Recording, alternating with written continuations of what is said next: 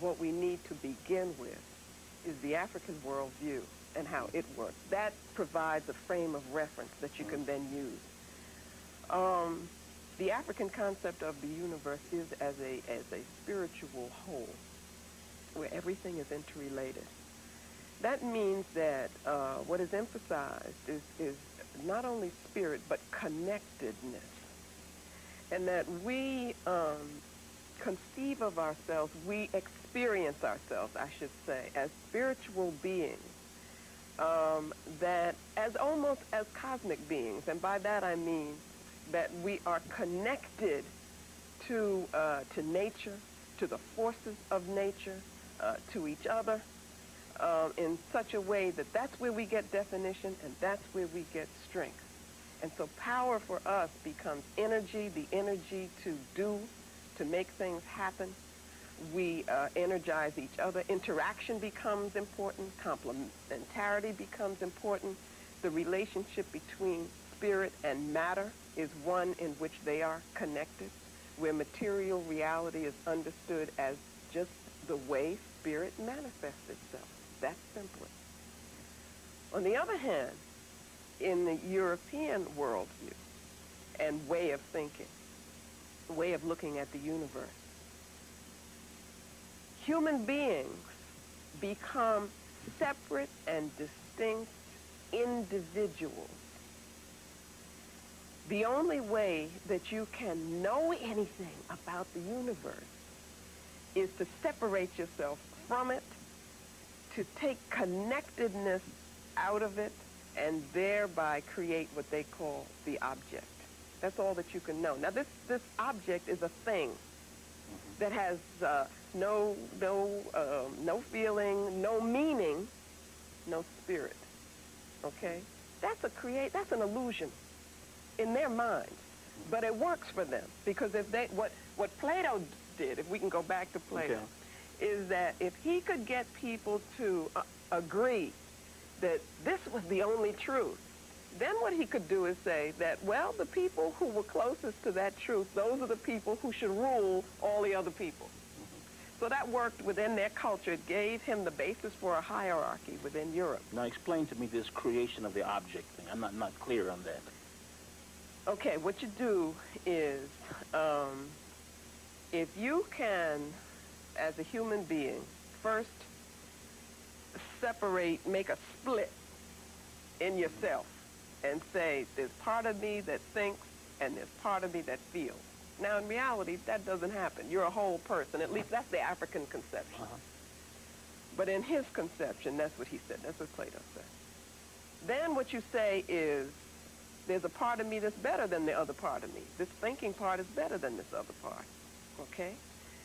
Then you say that the better part needs to either control or do away with that lesser part. So you got this thinking being. This emotional part, or what? The thinking part is getting rid of the emotional part. Right. Okay? Trying to control that.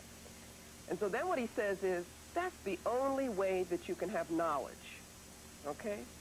So here if you have somebody who is feeling, who is dealing with feelings, okay, or who is defined in that way, then they're the lesser person. They're the bad person. And they should be controlled by the person who is just doing this thought thing, you see, that they've constructed, all right?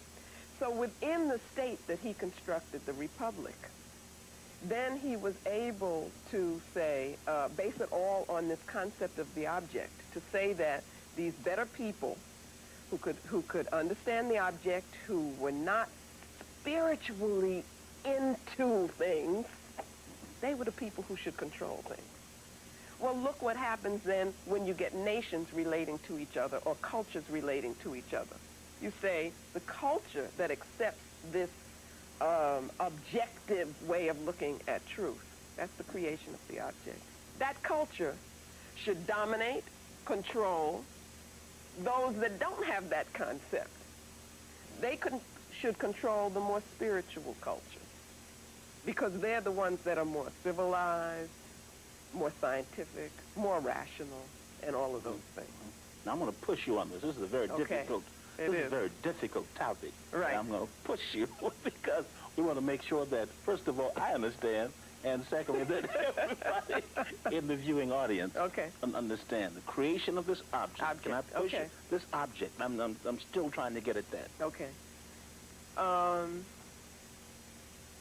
It's always better for me to go back to our experience, okay? Mm-hmm. For us, what I call a phenomenal universe is important. And to break that down, all we mean is that experience is important. The way we experience things is important in our knowing, whatever that is. Go back to the European conception, the creation of the object. You take out experience. There should be no experience in there at all. There should be no connection. Okay? Another thing. For us, we learn through our involvement in the universe, in life. That, again, is experience. Go to the creation of the object. The way the object is created is by detaching the self from everything. The object is what? The object is the thing that is left when you detach yourself from the universe. All right. Say that again. Remember, Say that the again. object is what is left, and it's a thing. Uh-huh. When you detach yourself from the universe. Okay. Think about Descartes saying, I think, therefore I am. Meaning that there's nothing else that is important about a human being except this ability to somehow do this thing of rational thinking on this object. That's all that makes you a human being. That's what makes you important. For us, you can't separate thought and emotion. They're part of, their thought and feeling are necessarily linked. And from that, we get intuitive knowledge, which is very important for African people. What do the two do for each other?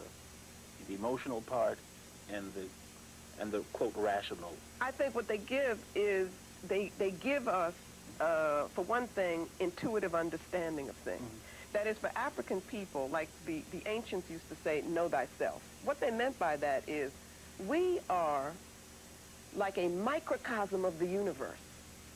The universe exists in us. That's in African belief, okay? Therefore, if that's true, then by studying yourself, by knowing yourself, you come to know the universe. By coming to know the universe, you're coming to know yourself. That's why they said, know thyself, okay? If we accept the European concept, then you're left with a self with no relationship to the universe, no emotional involvement in the universe. It is detached, okay?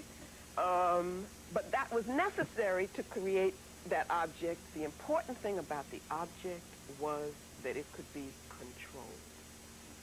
That's what Plato was getting at, and that's what has been accepted since his time.